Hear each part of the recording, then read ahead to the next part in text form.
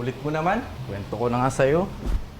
Ang first experience ko, nung grade 6 ako, na-enjoy ko, dire-diretso hanggang high school. Varsity ako ng school namin nun.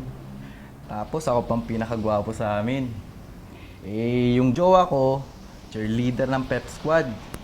Putang inang yan. Yung pala, jowa niya lahat ng pep squad. Nasaktan ako nun. Kaya simula nun, pinangako sa sarili ko. Lulukohin ako, lulukohin ko rin kayo. Kung gagamitin nyo ako, maggamitan tayo. Ang OA mo naman. Ganun talaga ang buhay. Gamitan lang. Ikaw, nagka-jowa ka na ba? Wala rin. Bakit naman? Ngayon pa lang kita nakita eh. Loko-loko.